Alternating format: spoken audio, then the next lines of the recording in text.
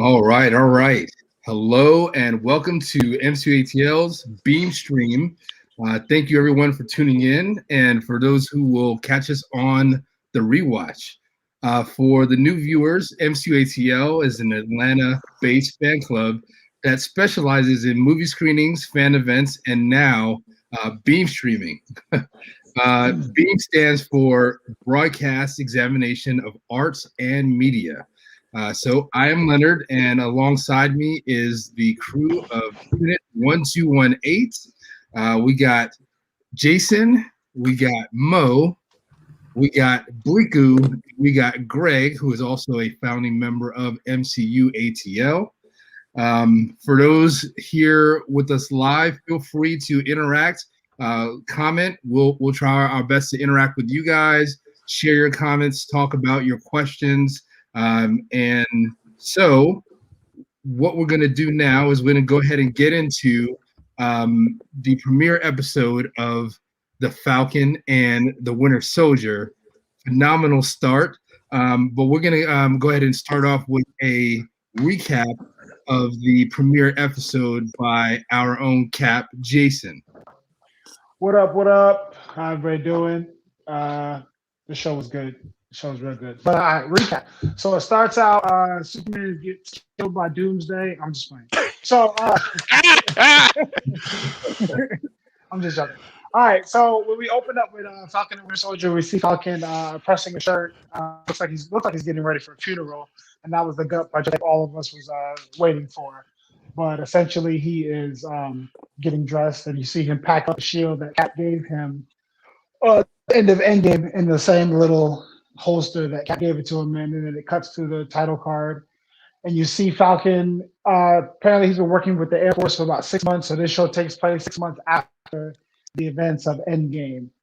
He is working with the Air Force, sorry, and they are going against a group called LAF, which seems to be led by Baltrock. George Baltrock was a Captain America villain in the comics. We saw him in Winter Soldier. Nick Fury had hired him to hijack the ship because he believed there was some intel on there that Shield was keeping from him. So if you keep up with MCU, you would have recognized him. When I saw him initially, I was like, "Oh, Falcon about to get his ass whipped," because there's no way Falcon can go toe to toe physically with Baltrop, but they were in the air, so that was a saving grace. Anywho, he had on his intel was from someone named First Lieutenant Torres. I didn't catch his first name, I missed that, but he was eyes on the ground. That opening scene was dope. There was a lot of fighting. They gave us the action that we had been waiting for. It's been a whole year since we had any type of Marvel content aside from WandaVision. So they knew the fans wanted some action, so they gave us a scene full of action that really made me look at Falcon a little differently. Because I'm like, oh, okay, he got some hands. I didn't think he had hands before. Now he has hands. Anywho, we after that scene's over, they win. A lot of people get killed. Valtrak looks like he escapes because Sam is busy trying to rescue Captain Bassat, is who his target is, to rescue from them. He gets him, and then we jump to, I want to say Romania. I can't remember specifically what the name of the city, or the country was. But there, Falcon is fixing Red Wing, which is dope because in the comics, Falcon is supposed to be hyper intelligent, super smart, and we never really dove into that during his movies. So to see him actually fixing Red Wing himself is pretty dope. He's there with Torres, and they're briefing about the mission and everything. He lets them know there's a group called the Flag Smashers, who are these radical, I don't want to say terrorists, but these radicals who prefer life during the blip. They want a world without borders, no big government, everything's open to everybody. Basically, that's the big bad that they're presenting that Falcon and Winter Soldier will have to deal with. During that whole little conversation, he asked him about Cap. People assume that Cap is on the moon somewhere hiding out, which I think is a little nod to the video game, because in the game, Captain America is in space, be kidnapped when he's presumed to be dead. Anyway, we go after that. Sam goes to Washington, and he tailing back to the earlier scene where he is now delivering a speech about how the world needs new heroes, and symbols are only as good as the people who enforce them, and he relinquishes the shield to the Smithsonian. Rhodey is there. And they have a nice little conversation around the Cap exhibit, talking about the world is broken and they need. He wants to know why Sam doesn't take the shield, and Sam tells him, he just doesn't feel like it's his shield. It doesn't feel like it's his weight to bear. He can't do it. Not verbatim, but basically that's the gist of what I got from it. They go their separate ways, and then we jump over to a flashback when Bucky, when he was the Winter Soldier, taking out a Russian mafia gang, or well, it was one guy specifically who was bodyguards, but Bucky breaks in, kills those guys, says Hell Hydra, and then there's a bystander who we see gets killed. And then he wakes up and he sees that it was a nightmare that he was having, and Bucky is sleeping on the floor. Something that is talked about in Winter Soldier as well. Steve saying he can't sleep well because he's used to sleeping on rocks. So sleeping in a bed is too cushy for him. So it's a cool little parallel to see Bucky sleeping on the floor. He goes out about his day and he runs into his neighbor Yuri. Apparently they have lunch every Wednesday. They have a good little conversation. They're talking, just catching up. And Yuri sees a dish, and it reminds him of his son who died years ago. And he said, his biggest regret was not knowing how his son died. During that conversation, Yuri shoots his shot for Bucky at the waitress because he noticed that Bucky is attracted to her. Sets up a date for them the following evening. Bucky goes on this date. It looks like he's having a good time. They're playing Battleship for shots. Bucky's getting his ass kicked, but little does she know he can't get drunk because of the super soldier serum. They're having a good little date. They start talking about, their families, X, Y, and Z. Yuri comes up again, and you can see Bucky is bothered by this conversation. He actually gets up and leaves mid-date and goes to Yuri's apartment. And you see in the background, you see a shrine to Yuri's son, which happens to be the bystander that Bucky killed on that Russian mission. So after that, but it looks like Bucky's going to confess, but he chooses not to and just says that he didn't pay for the lunch that he offered to pay for. We flash to Bucky in therapy, and it's obviously him and his therapist have a real, a little angry kind of passive aggressive relationship. But he tells her, he's not having nightmares anymore. That he's making amends for his time as the Winter Soldier. He talks about there was Senator Atwood, who was someone that he helped, who worked for Hydra. He helped put in office while he was a Winter Soldier. So he leaked some intel to the right parties, and they catch her. She's still abusing her power after Shield fell, so that's why he chose to do that. He and his therapist asked him if he followed the 3 rules. First rule is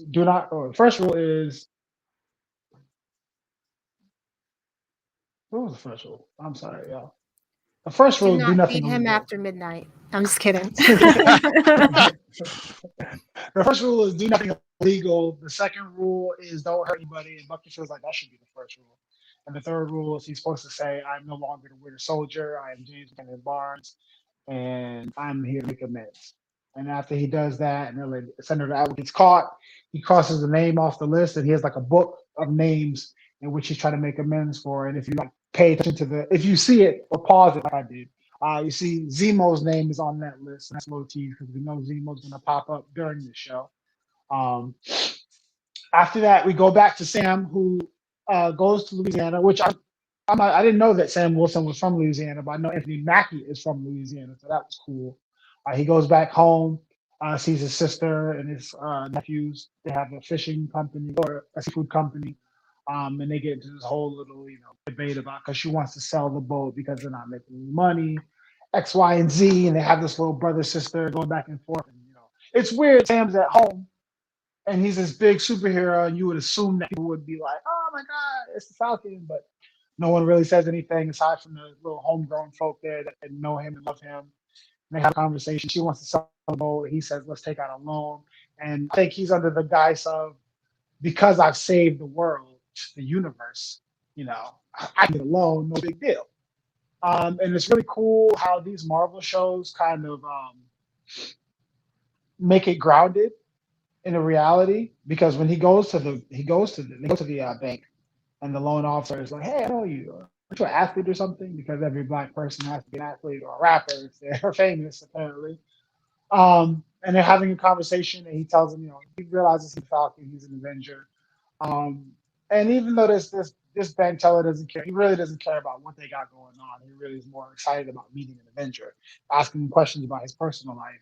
But once they get back on track, it comes back down to reality. Ben tells him, sorry, we can't approve your loan. You don't have any income. You don't have any assets. Blah blah blah blah blah. Which is wild to me because this man just saved the universe and he can't even get a loan, which is crazy. Um, they have an argument. Well, sorry, Sam and his sister Sarah. They leave the bank and they're still debating about what they want to do. He still wants to keep trying. She doesn't want to do it anymore. And then she harkens that you left when you joined the Air Force. You didn't see how things were for mom and dad, and then you were gone for 5 years. You didn't see how tough things were here. And I like that because we never really got to see what life was like during the blip. We got to see from the Avengers standpoint in Endgame, but not everyday life of people who had to go through what they went through without their family, aside from Monica and Division very, very slightly, because I guess the only family she really had was her mom and Captain Marvel, and both of them were not present when she got back. So it was cool to see this little family aesthetic, and I think it was really important to give us character development on Sam because he was always the quippy black best friend. That's all we really got from him during his run. And now we see he's a person, he's family, he has things that he has to do. We see that the Avengers don't get paid for what they do. They broke aside from Stark. It seems like mostly his team cap is the broke team. Everybody else is pretty much good. Anywho, after that, really, that's really it. Oh no, sorry. Flag Smashers. We back up with Torres in Switzerland. This is a nice long episode. We get a legit 15 minutes, not 30 minutes and then 20 minutes worth of credit. Uh, Torres is in Switzerland, and the Flag Smashers, I guess they have this little app, this internet dark web thing where if you want to join up with them, this flash mob, you can join up with them. Torres gets there and he asks one guy, "What are we supposed to do?" The guy doesn't answer. And then one of the Flag Smashers is handing out masks with the handprint over it. And we see someone jump out of a bank, and they robbed the bank apparently. And all these people are supposed to be decoys for the cops not able to find. When Torres sees the bank robber, he attempts to apprehend him. But the bank robber has that super strength, and he knocks Torres out. And Torres is recording all of this on the body cam. So when he reaches out to Sam later and shows him the footage, it looks like Sam is about to say that this looks like some type of super soldier project, but he hesitates he doesn't say anything to Torres. He asks Torres to keep it between the two of them. I assume Sam is not a fan of big government. Maybe he's still scared of SHIELD. Well, not SHIELD, but government in general. Don't trust the government. Shortly thereafter, his sister comes to the room, turns on the news, and they see that now, just like our government now, you can't trust them. They've taken the shield that Sam given to Smithsonian, and they've given it to a new Captain America because they feel like America needs a hero. And this Captain America winks at the camera like an asshole. Like we're already gonna hate him, but we definitely hate him now. And you see Sam be distraught by that. And that was the first episode of Captain America. Oh, sorry, I'm talking in the Winter Soldier. Yeah, I mean, yeah, definitely. As you said, lots happened. It didn't seem like it at first, but because it seems like these episodes go by so fast. Yeah, lots happened. We get into let's talk about that opening scene. I mean, we got 10 minutes straight of Falcon aerial goodness, which I mean, I think that's what a lot of people were looking for already with the MCU stuff. We were expecting to see that action, and they decided to just go ahead and give it to us. There's a lot to unpack in the episode. It got really deep, but I'm glad they started out with satiating us with such a great sequence. And we got to see Falcon show off, but of course we got to see Red Wing do his thing, and that was pretty awesome. Mm-hmm. So Mo, what you got? What do you think? I'm gonna go ahead and actually just I love the episode. I love the world building, character building in this episode. I appreciate a lot what Marvel is doing with these shows that they can't do with the movies, because the movies are short form storytelling. You don't really get a chance to tell the world outside of the main characters. You can give a glimpse, but you don't really see the world outside of that. Whereas with these TV shows, you can actually expand on that a little bit, talk about like what's happening. And I loved how they've really incorporated life after the blip, life after the incident, life after the snap, whatever you want to call it, and what that looks like and what that did look like for people who were actually left behind. You're getting a lot of the point of view from people who disappeared. Like in WandaVision, you got the point of view of Wanda as a main character, as well as Monica. They're coming back to a world that's like this. you know this show, it has a similar thing, because obviously both Bucky and Sam both did also disappear as well. But you do get a sort of a taste of what it was like with that interaction between Sam and Rhodey, because again, it's, there are people out there that don't understand. I mean, hey, imagine what the world would be like if everybody disappeared. So even though there are parts of this that have a lot of very subtle sort of things to real world kind of situations, like obviously when he goes and asks for the loan, they get rejected. But the truth of the matter is that actually, if a bank was operating and half the people of the world disappeared, which means half the money of the world disappeared, and then they go ahead and reappear again, what does that look like from a social standpoint, from an economical standpoint? Like, what does that look like? How many people are coming in saying, hey, I need a loan because I need to be able to go ahead and get by. I've been gone for 5 years. I mean, for all intents and purposes, I didn't exist. And then I exist again. So I like that little nuance in there. They didn't, even though they played it a little bit more to the fact of like, yeah, the loan officer was sort of, more interested in Bucky as a celebrity. Truth of the matter is that if you look at it from a very real world type of situation, when he says, hey, what about us getting a loan, well, whatever, he's just like, you and everybody else that came back 5 years ago, you guys are all, everybody's coming in, the bank doesn't have the well only has so much. So that was the one thing I really appreciated. I knew this episode would be slow in the sense of like it would have a couple of action pieces, but by and large, it's just sort of establishing the stuff. And the other thing I really, really loved about this episode was exploring Bucky's PTSD. That actually was really, really great. I loved him keeping a list. And actually, if to me it seemed like the book was split into two lists. There was a list of people on the right hand side of people he wanted to do right by. People on the left hand side were the people that he basically wanted to go ahead and make sure that they got what they deserved, because they benefited from him being the Winter Soldier. So if you see Yuri is actually on the left hand side of the book because he's trying to make amends for killing his son. On the other side of the book is where all the people who basically used him, wronged him, or even actually wronged the world, he's trying to basically, this is his way of sort of coping, is that he doesn't have anything else. He's good at what he does. He might as well go ahead. Is it great that he's not responded back to Sam's text messages? Maybe not so much, but again, that's where he lives. So really, Right. really good episode. All right. Let's get Bliku's take. What stood out to you about the episode? We'll go there. I'm all over the place with this episode. Starting off, I appreciated getting the action there, right there at the first 10 minutes of the episode. I feel like it made up for what we didn't get in the first episode of WandaVision. And I know that there's a lot of people that will disagree with me, but I was not feeling that first episode, y'all, still. So there was that.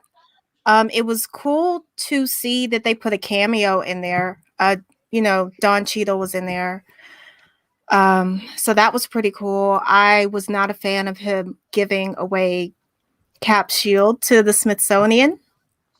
I mean, he gave it to him as like to pass on the mantle, the torch, and then he just, I mean, I respect it, but I don't like it.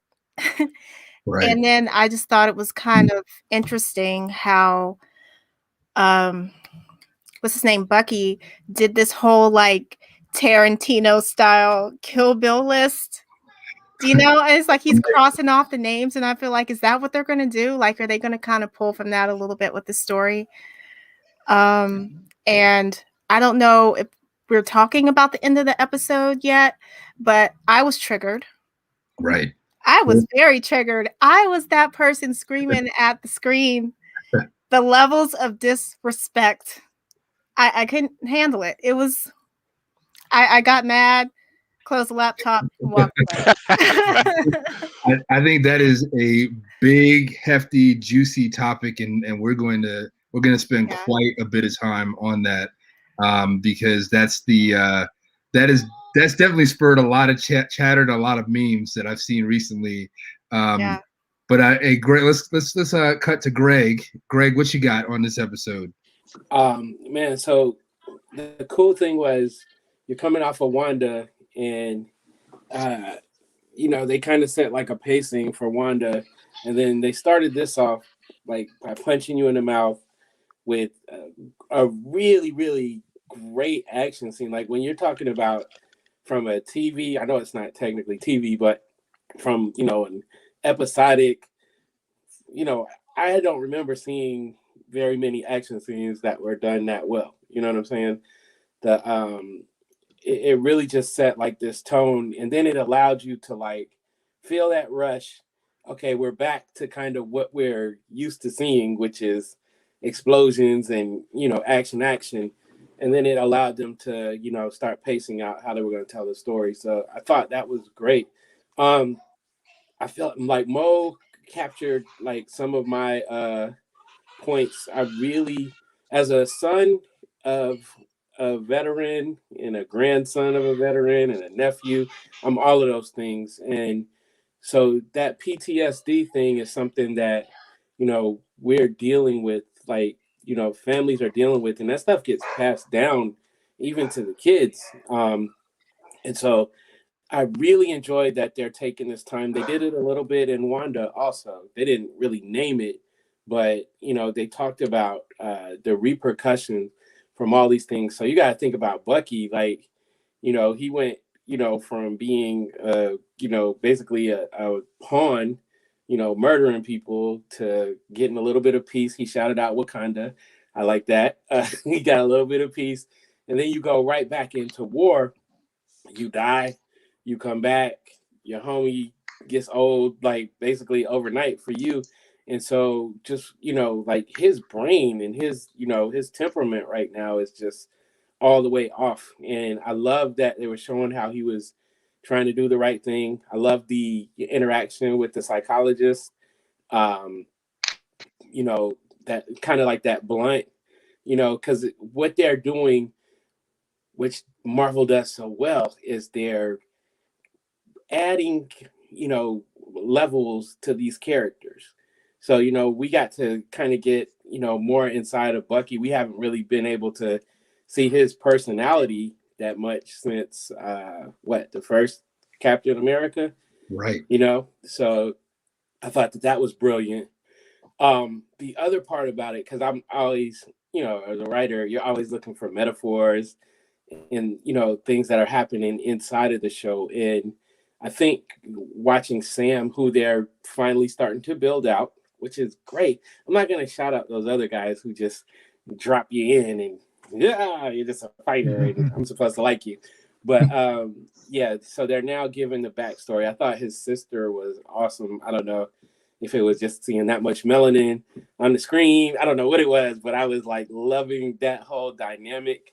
I like her more than I like him. But that issue that he's dealing with. So, and I'm going to try to wrap this up quickly.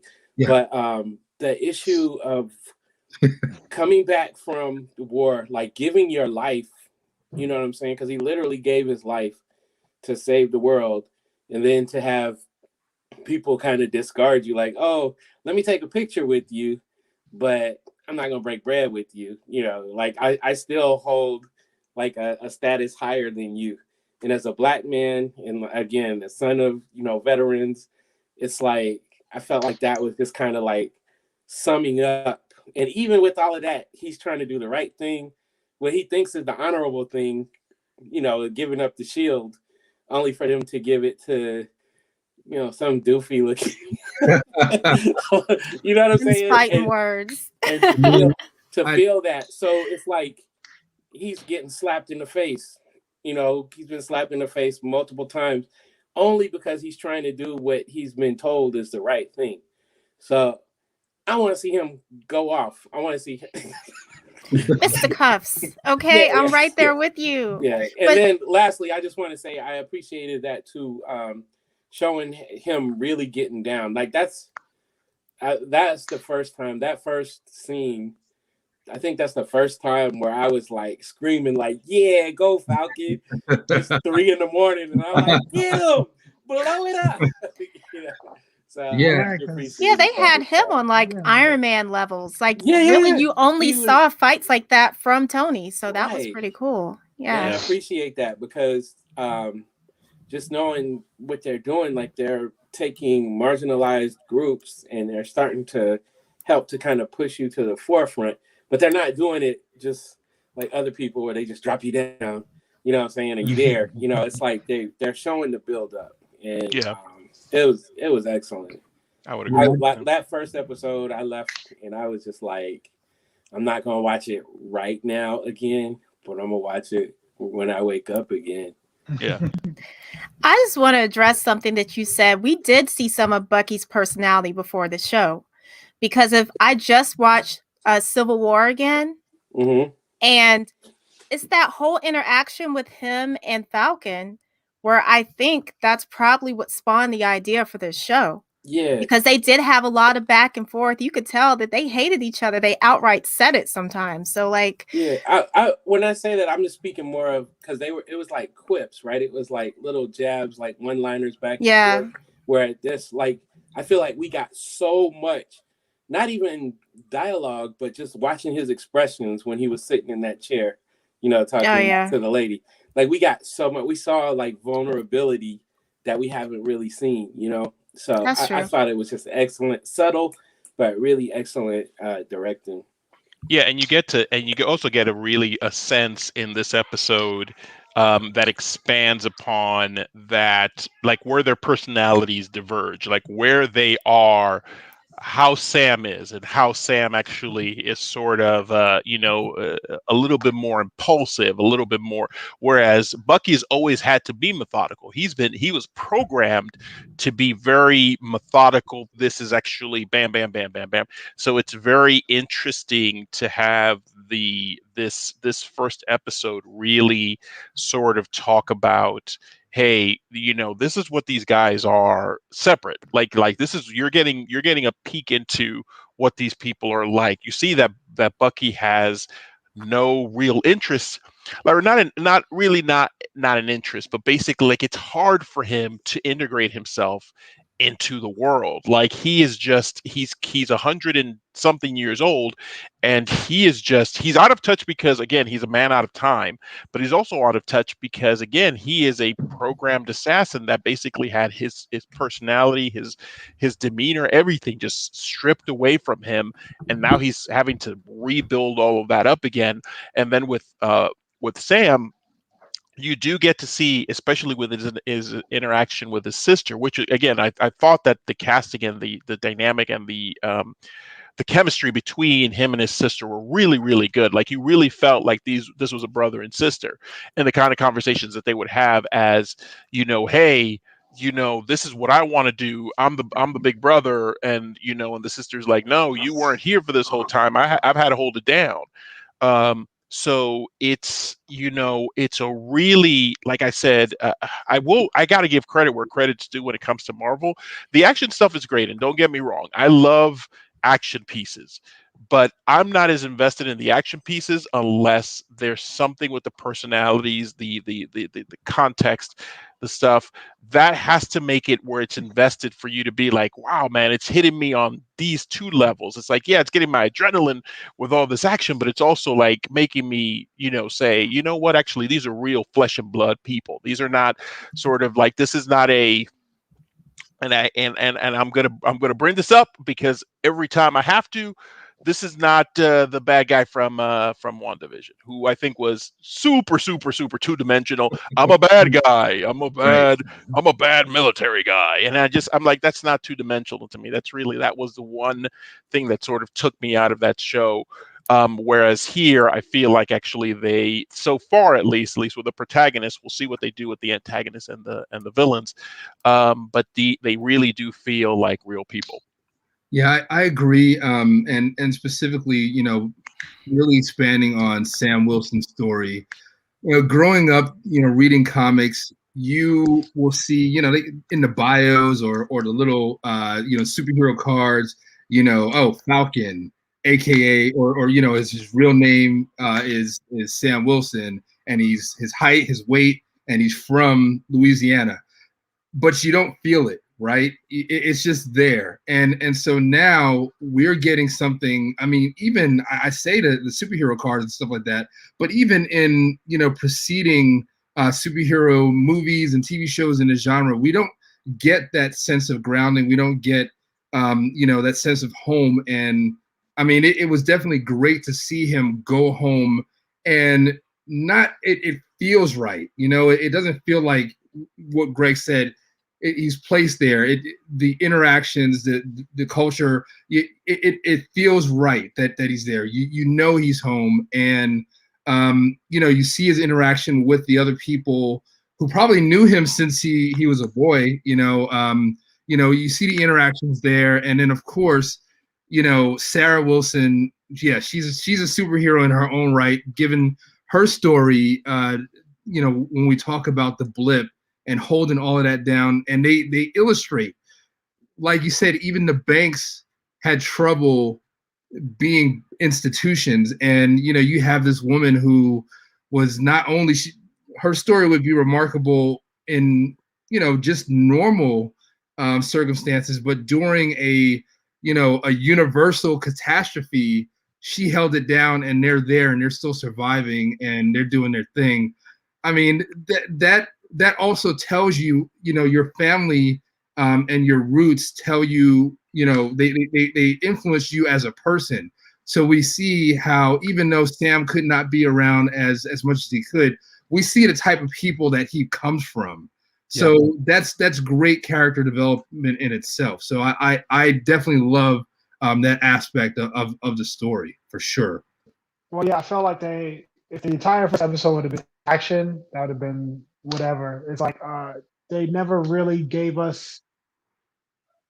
Yes, we're Marvel fans. We're gonna watch regardless. But casual moviegoers, casual fans, they never really gave us a reason to care for Falcon or Winter Soldier, especially after it came out that Bucky killed Stark's parents. People definitely don't mess with Bucky no more. And Falcon, like I said before, was always in the movies. It's just a quippy best friend. But there was no other than his story in Winter Soldier about his airmate died. They didn't give us any background. They didn't give us any story, any context. Why do we care about this character? Cool. So the first episode, aside from the first 10 minutes of action, was giving us reasons to care about, especially Sam. Definitely Sam, because obviously he is lead. He is supposed to be the new Captain America in a time where people do not want a black Captain America. You know what I mean? Because they could have easily told Sam, "Hey, we want you to carry the shield. Steve gave it to you. You should do it. Who knows better than Captain America? You should do it." But they lied to him and took the shield and then gave it to, no offense, they gave it to a white boy. And that shit sucks watching it. So I feel you 100%. That scene was fucking tough to watch. Excuse my language. That shit was tough to watch because they legit lied to that man to his face after he helped save the universe. He couldn't even get a bank loan.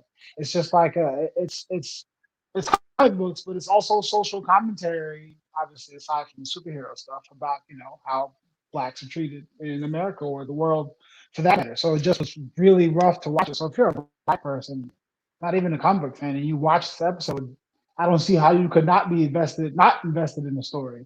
And then as someone who is a veteran or family of veterans, to see Bucky going through what he's going through, and I guess the caveat for caring about Bucky is that the callback to Civil War when Stark asked him, "Do you even remember them?" And he said, "I remember them all." It's one thing to be hypnotized or be a pawn, but the way they tell the story is that Bucky was still inside that entire time. So even though he couldn't control his actions, he could see the people he was killing, and even the flashback to the Russian mob that he took out, and he killed that bystander, the guy who was just trying to get to his hotel with Yuri's son.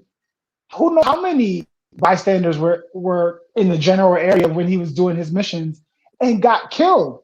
Even in Winter Soldier when they went after Sandman on that bridge, who knows how many people got killed on that bus, on the bridge itself, in that general area where he was chasing Black Widow, and Bucky had to sit there and have a back seat to it the entire time for X amount of years that he was unfrozen for. So, to just see someone that mental strain on somebody, and even to this day, Bucky has been alone. Obviously, he had Steve, but then he was with Hydra. He was alone. Then when they rescued him in Civil War, he was still alone.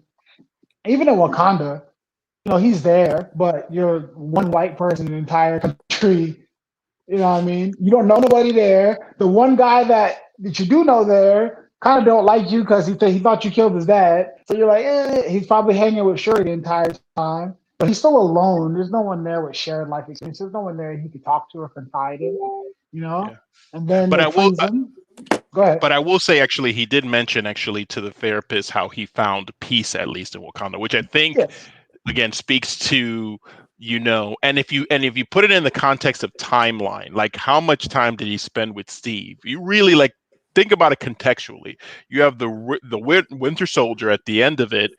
He obviously, they interact, they fight, but then actually he disappears. Then you get to Civil War, and they do have a short span of time together. But then at the end of a Civil War, he's leaving him in Wakanda to get therapy to basically have himself deprogrammed. You jump over to Infinity War, and Steve has been in hiding. He hasn't been in hiding in Wakanda the whole time. He's probably been going in and out and doing operations. So again, if they've been spending time together, it's extremely, extremely limited. And I'm pretty sure that Steve at that point was also like, I don't want to involve him in my sort of adventures and stuff like that, because he's trying to get help. He's trying to actually get himself. So all of that adds to the context of who this person is. He has nobody else. Everybody that he knows is either dead or dead. There's, I mean, and they're not, and there's nobody, and so it really lends to that. I did, just sort of on a sidetrack, I did want to point out a couple of nice little Easter eggs they put in there. So, Falcon's partner is actually in the comic books the successor to Falcon. Yes. So that's a really cool nod there as well. Whether or not we see that in the future, who knows? So it'll be really cool for that. And then also I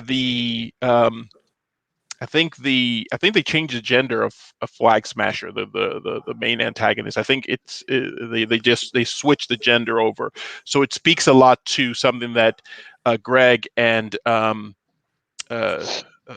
what you guys talked about earlier was actually how they're taking this marginalized group, and Marvel is making a conscious effort to include and make people of color, women, like part of the actual like the universe as main components of the universe, and not just sort of and doing it in such a fashion where it's coming off a little bit more organic than just being like, hey, this person is black now, guess what?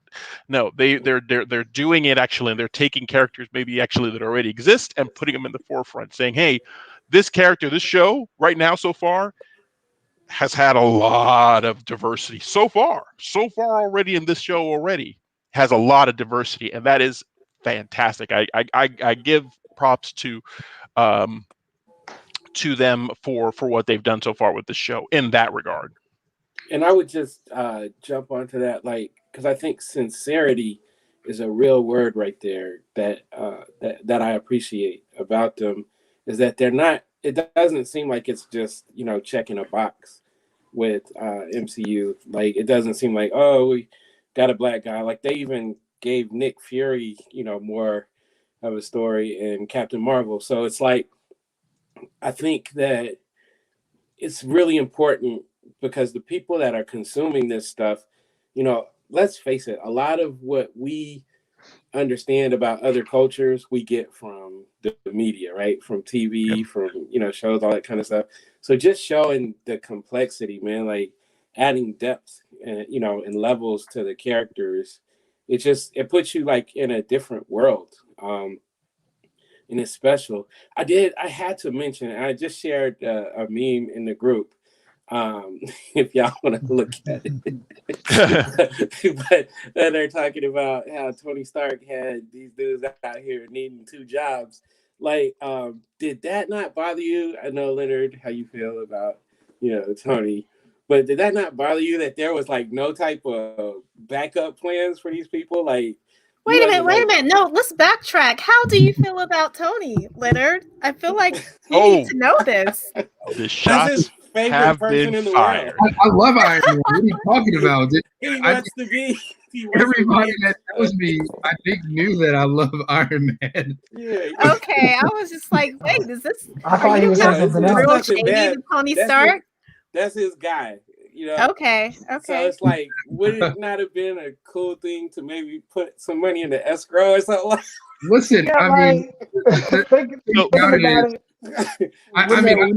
totally agree. I mean, I when I saw that whole bank scene, I mean, on so many levels, I was like, what? How in the world are these people being allowed to just be broke?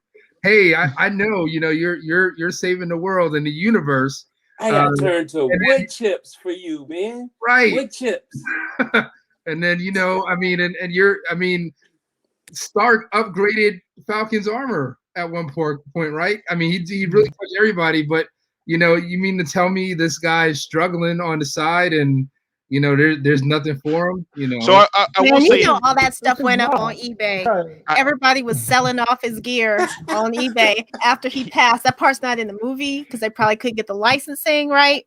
But that's what happened. So here's my thought. Even in Age of Ultron, when Cap and Sam were talking about where Cap's going to live, and Sam says, "Why not Brooklyn?" He says, "I can't afford a place in Brooklyn." I always thought that was a throwaway line, but then in this bank scene, I'm just like, wait. The Stark got paid them?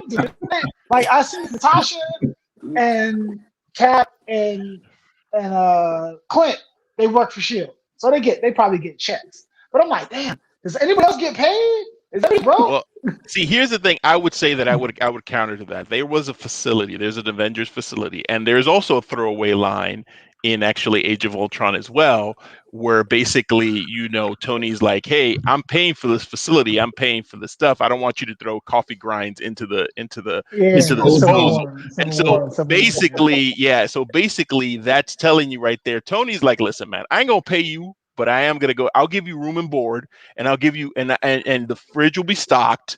You want to stay here? That's cool. You can go ahead. You could get fed. You could get, and in the comic books, really also that's the same. It echoes the comic book, because in the comic book, Tony Stark paid for he wasn't paying them like saying, hey, here's a check, but he was paying. He was like, basically, here's a place for you guys to hang your hat. Here's some food.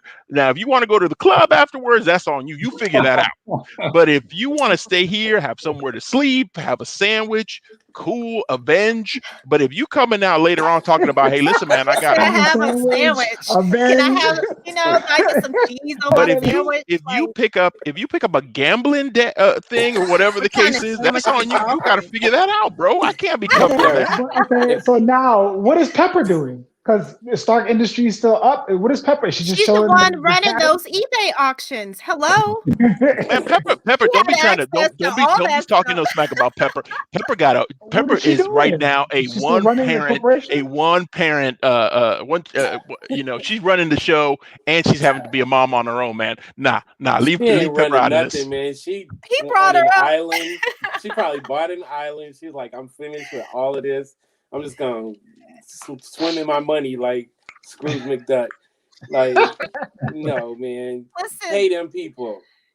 We need like to start that a whole petition. I demand payment for Falcon and Bucky and whoever I mean, else. who else is there? It's Falcon and Bucky, right? Because Doctor Strange has his sanctum. He good. He don't need money. He doesn't need money. He can make they food. addressed it, like actually Doctor Strange is a doctor, so technically he already had money. Well, Because but when I But went back and he spent most of Yeah, it. but them listen, checks he's ain't out here. coming in no more. He is buying deli sandwiches for his homie over there, so he got some money. I'm pretty sure, actually. Listen, Doctor Strange, if nothing else, gets some kind of money for running. Because again, he's the person who has to basically hold and be the caretaker for that sanctum. So Yeah, I'm he's pretty like sure there's like, listen, man, Getting here's your paid. exactly. Here's your stipend, and that's the reason why he can go ahead and actually whatever. Yeah, you just make sure actually to hold his accounts tight. But look, man, can we go back to talking about that scene where he's in the bank, right? yeah, I felt that was super disrespectful while he's trying to be serious. Dude is like, take a selfie with me. Come on, pose for a selfie, put your wings out. And I was like, yeah. You about like, to or lose hold your out your job, arms out. your family You know what I'm business. saying? But See, come on, man. Just well, That was so disrespectful though, because he went there with like the intent to help out his sister, and it was like completely altruistic. And that's just, I don't know. Well, People do that kind of stuff in real life. That's I American. won't say he's completely. Let's play the scene as it is. I think actually Falcon sort of figured that he'd be like, you know who I am. You can go ahead and actually. Yeah, he did that. He did play that, but I that's will. His personality, though. No, because he also was just like very- he could have basically, instead of doing this whole thing of like, you know who I am. Like, instead of doing that, he could just be like, I'm Falcon, and that's it. But I think actually his expectation was, I'm Falcon, you could probably go ahead and give me alone. Now, I will agree with you.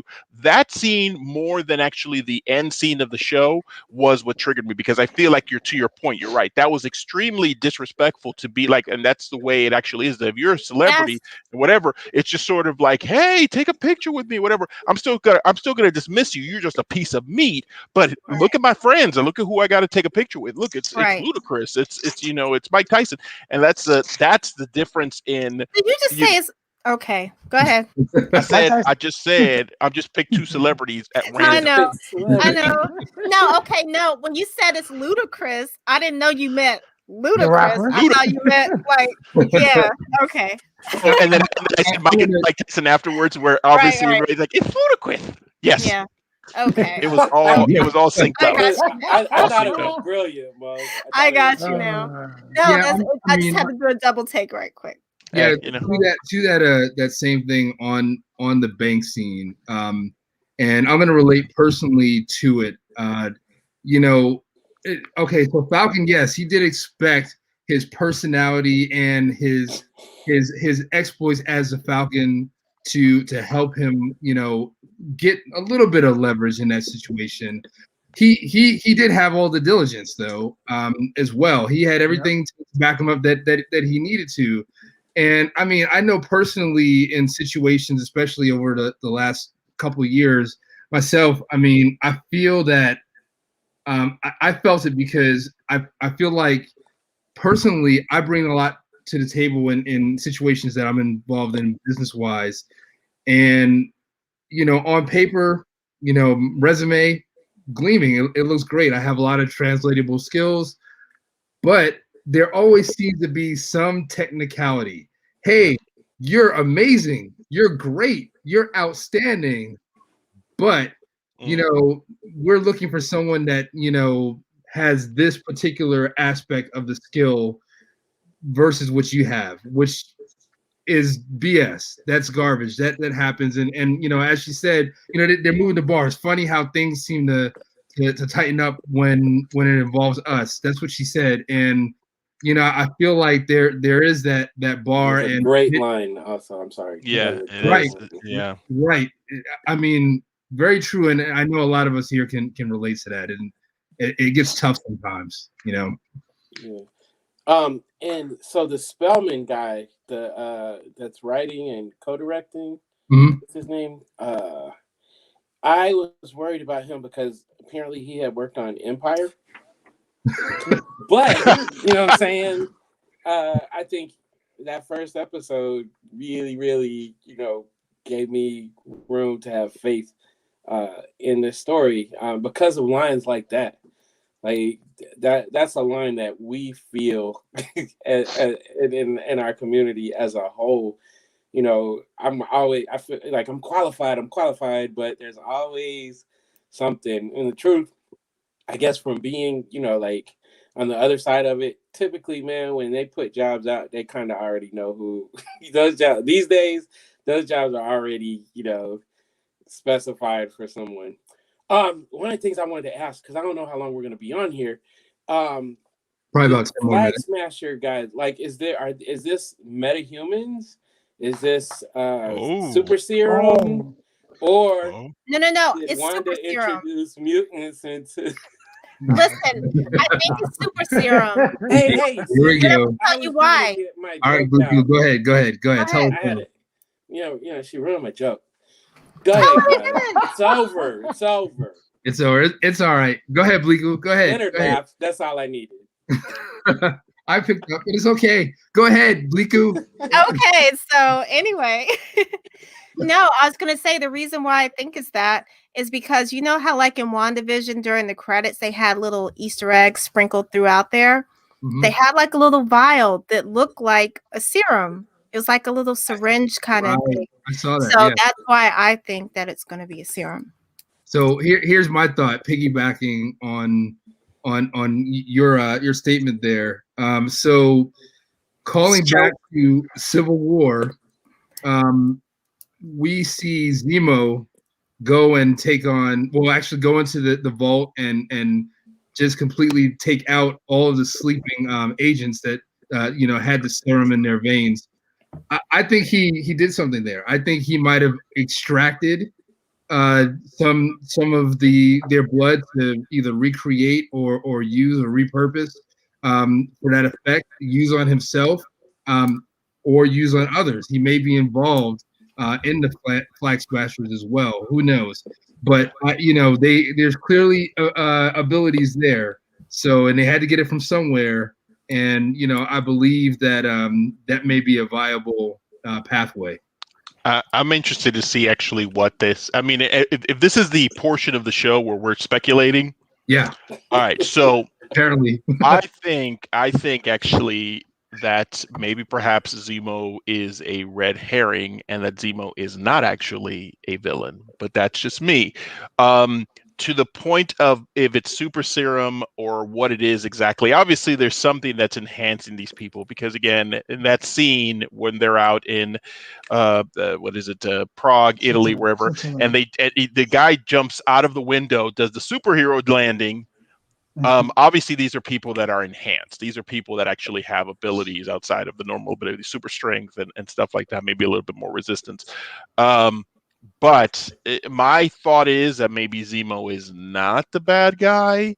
But that's, obviously without having more to go on, I just think actually that having Zemo in there, maybe his purpose is to align a little bit more with not necessarily with Falcon and Bucky in the sense of like it's not going to be like a 3-man like we're all buddies. Like I don't think it's going to be that, but I think actually just basing it on his previous sort of story arc, it doesn't seem to line up with something that what the Flag Smashers are trying to do. Like that part of it. And that's not even talking about the fact that we don't know if Zemo was involved in the snap. We don't know if he disappeared or if he was actually present. So that's another piece of it. Right. My go ahead. my speculation is that it's General Ross is involved in it. If we still count the Incredible Hulk as MCU canon, he was trying to recreate the Super Soldier Serum. That's how the Abomination was created. Also, at the final, I know my prediction for Doctor Strange and WandaVision did not come to fruition, but I'm using actual evidence this time. You go. The Super Soldier Serum, I do believe the Flag Smashers are enhanced, and I do believe that Ross could have a possibility in that only because of his involvement with Abomination. Also, currently, I don't know if this is post. This is definitely pre-snap. I don't know about post-snap. Ross was the Secretary of Defense, and at the end, the final scene in Falcon and Winter Soldier, when they announced the new Captain America, they said the Commander in Chief and the Department of Defense present to you the new Captain America. So I think General Ross, he may not show up. I know he's supposed to be in Black Widow, but I do believe he's involved in some way, shape, or form. They're still trying to recreate the Super Soldier Serum, as well as we do know that Abomination is supposed to reappear in the She-Hulk series. She-Hulk, yeah. All right. Well. Okay. Well, I have. Would you like to hear what my I think Agatha did that shit too. Oh, Oh, it was Agatha all along. it was Agatha all along. Woo, come back and focus. They need to do that. They need actually. That needs to be a through line of all the shows. See, Agatha she's in my all camera. along. She's She in did all of that stuff. everything. She knows I'm on to her. She made my camera go out of focus and everything, y'all. Y'all That just don't know. would be insane if and I know it's not gonna happen, but this is just sort of like throwing like what Tying it see all what stakes- together. Tying it all together is if Yeah. the big bad of the MCU at the end of all this is Agatha. That's what I'm saying. Agatha That's did gonna be all my of it. theory for the rest of the entire series. Agatha did it. I'm gonna go ahead and segue because I promised at the beginning that we would spend a little bit more time on this before we sign off. But I'm gonna start it out with this quote, which is trigger warning. We love heroes who put their lives on the line to defend Earth. We also need a hero to defend this country. We need a real person who embodies America's greatest values. We need someone to inspire us again, someone who can be a symbol for us all. Homelander. Out. Yeah, Homelander. Yeah, Homelander. Right. Exactly. Yeah. That's an excerpt from the introductory speech for Captain America Light that they introduced at the end of the I call it Private America. Captain America Zero. He also had a gun on his hip.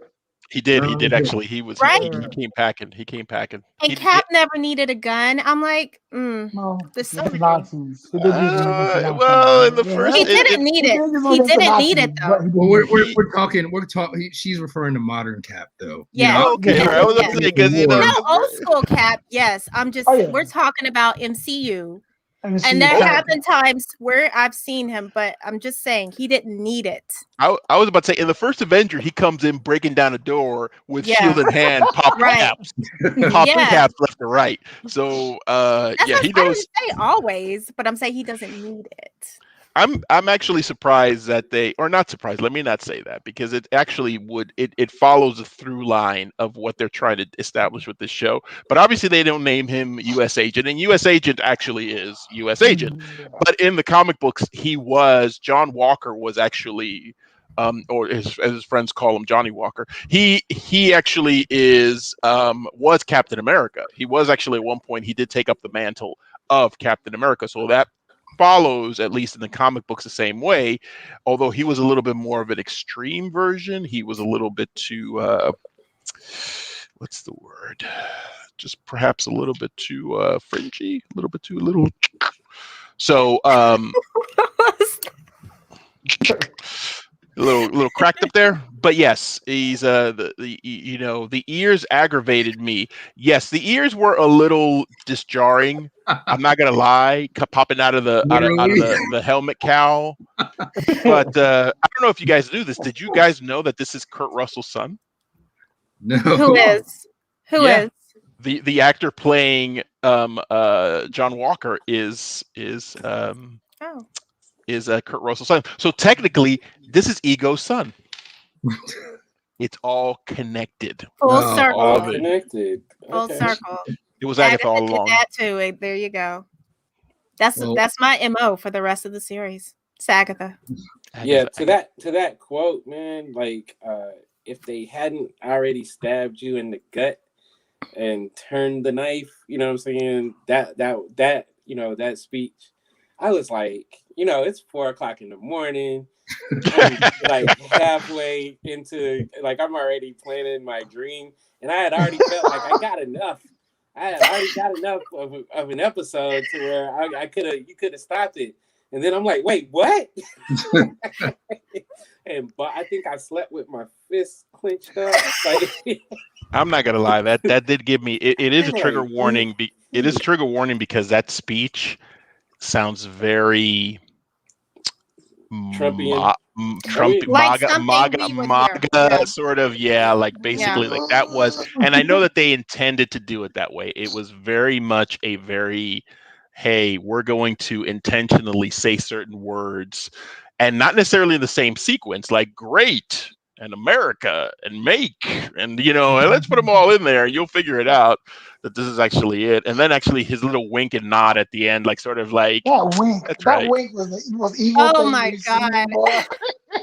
Oh man. Look, I feel like all of the phrasing, the words and stuff, all of that was intentional. It was Oh, yeah. meant to provoke specific emotions from the audience. Well, it They did. knew what it was doing. It was literally trolling. He knew.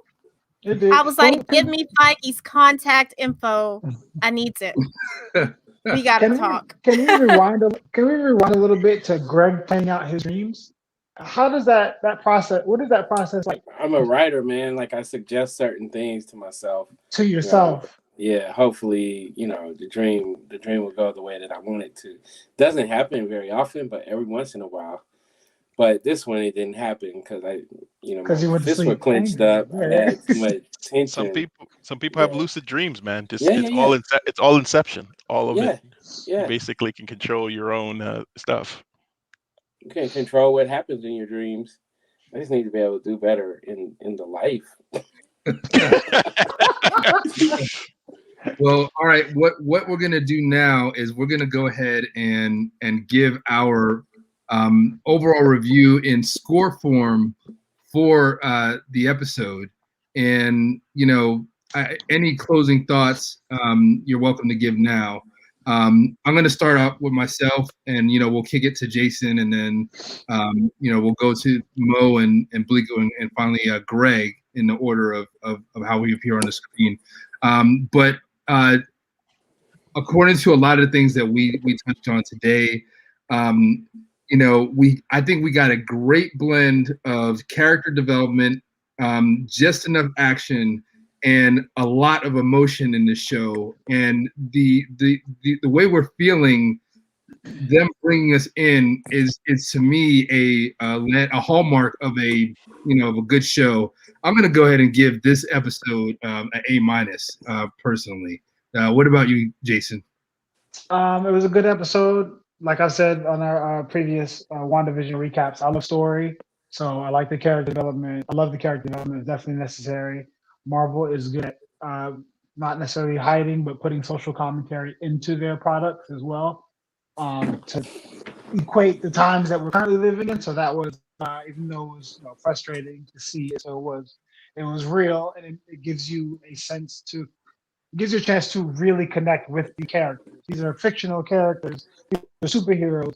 We don't really have anything to connect with them with other than their real world experience and the things that they go through on their day-to-day life, not when they're not in costume. So Marvel is good at giving us a reason to connect to that. You know, if you were a casual fan and you watch WandaVision and you're like, this is a woman in love with a robot. This is stupid. This makes no sense to me. Then you get to episode 8, you're like, oh, okay. Now you have a connection, even though it's at the end of the series. Now you have a real connection to Wanda and that relationship. So this was a good episode, good setup. I'm interested to see what's going forward. I agree with Mo. I don't think Zemo is the villain. I think the government is the villain, which, like I said, is equal to our times currently. I would give this episode a solid A. It was really good. All right, Mo, what you got? I actually, in talking about this episode with you guys, that actually brought up my score. I mean, I enjoyed the episode, don't get me wrong. Doing this conversation brought me to a solid A score because this episode was so layered and so different from WandaVision. That at first in watching it, I was just sort of like underwhelmed is not the right word, but you set your expectations so high and you're never going to meet those expectations. But in watching and listening to you guys sort of talk through your views and your thoughts and the layers that you guys caught, I'm just like, no, man, this episode was just like really, really like a good, solid episode. The characters were amazing. Again, let's not forget I'm a sucker for diversity. You give me diversity and I am just like, I'm all up on top of that. Solid A, freaking amazing work from Marvel. Keep that stuff up. All right, Bleaky, what you got? So I personally feel that a lot of people wrote this off because we came off of seeing WandaVision and they expected something to be like another enigma puzzle piece. We got to figure it out versus this being more direct and straightforward, like typical Marvel movies for the most part. And so I think I liked it more than most of the people that have been on my feed. And I don't know. I don't want to go through this whole A, B, C, D, E, F. On a scale of 1 to 10. Okay, I'm going to be different. I'm going to give it a 9 just because of the triggering things, and that's just me being petty.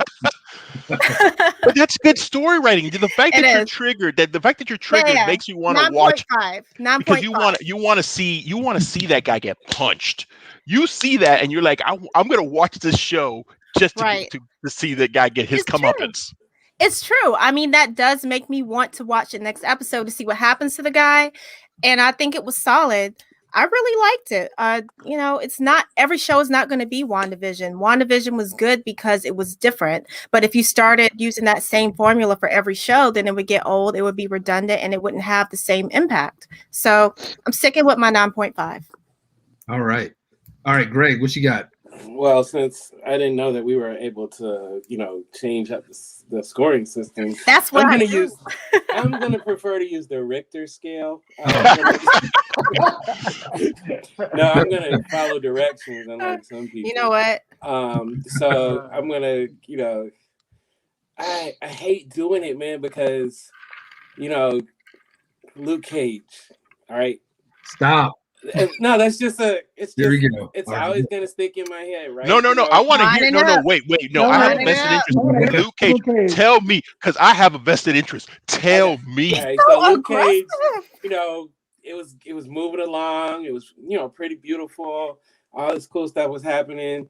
They made one choice and killed my man, and then the show went to hell. It went like all the way to hell. So I'm trying to. I don't want to be like giving out a high grade and then they do something like this is a per episode. We're just talking about an episode, not the series. I know, man, but this is gonna be recorded. He's been hurt. No, Greg has been hurt before. PTSD from Greg has been hurt before. His heart's been broken before. That's his whole point. His heart's been broken. Let him mend. Let him go ahead. I get it. You're dating. You're starting to date again. Yeah. This girl seems like she's really chill, really cool. Right. But you're not sure how it's gonna go. I feel you. Right. But so just from that one episode, I could say, it's crazy, man, because there's nothing I can take away from it. I'm gonna watch it when we get off of here. But I would give it like an A. I think, like, Bleaku, I understand your point, but we also do know that Marvel does a lot of slight hand movement with all their, Oh, yeah. So for sure. I think there is certain things, and I think we've covered some of it. Just certain things that lead you to speculate one way or another.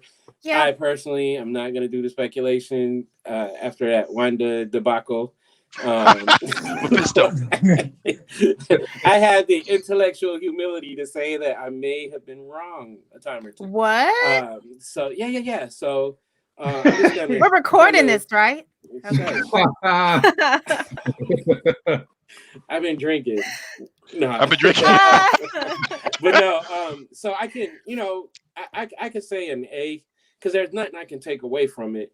I'm excited about the next episode. I'm glad they switched it up. That's brilliant, because they had you in a whole groove and a whole lane with Wanda, and it's like, haha, you thought you was gonna get somewhere that. Get out of here. We're doing this. So I say A. Long story short. So what you're saying is, like myself, you're being petty because you're scarred by this other show. No. I'm just because saying. you said you can't take anything away from it, correct? Right.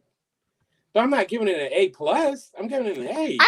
I didn't say, but you took away from it because of that's how you feel. Same thing. No, Same thing. I had to wash that out. I would have given it a lower score because I don't know what to expect coming up. But just judging by this one particular show, I'm gonna go ahead and give it an A. Fair enough. I guess mine would have been an A too, since y'all want to hate on my numbers or something. Leonard, I like my 9.5. 10-point scale, 10-point grading scale. Stick with it. Leonard, I'm going to need us to go ahead and actually create a new podcast of retroactive viewing when it comes to old MCU shows, because I'm going to have a deep dive about Luke Cage with my man Greg. I'm going to have to. I mean, Luke Cage is my show, and I'm not going to take away. And I agree with you 100% about that choice that they made when they killed off Cottonmouth. That was the wrong choice. I will give you that. But that show is near and dear to my heart. And it can be, man. Like there was some really, good kind of stuff in some parts of that there. So yes, it can you were struggling. You were struggling, weren't you? Hey, he was trying so hard. I'm giving Greg shit because the truth of the matter is he's absolutely right. That was a choice that they made, and not only that, but also the replacement villain was a considerably weaker villain. He reminded me of that dude that played. You talking about Mariah, or are you talking about Bushmaster?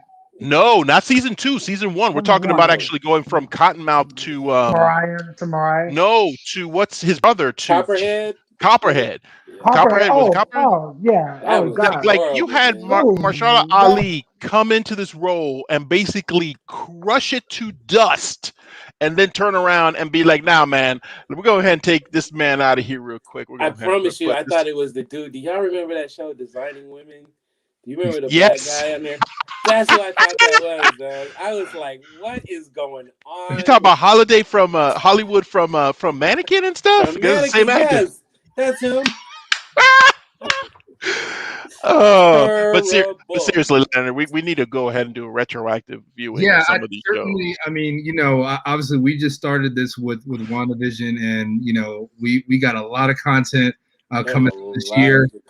But we certainly need to go ahead and give our take on the prior 11 years of the MCU via this platform. I'm definitely all for it. So we'll make plans to do that. But for today, we're gonna go ahead and wrap up. Once again, we appreciate everybody for tuning in live, and we appreciate you guys liking, sharing, commenting. We appreciate all of that stuff. So keep tuning in, and we will see you guys in 2 weeks, where we will cover next week's episode 2 and next week's and the following week's episode 3, 2 and 3 on our next B.E.A.M stream. So thank you guys again for tuning in. Team Crossbones. All right.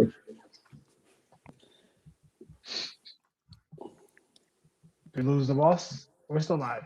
Uh-oh. We're still live. Hey, y'all. How you doing?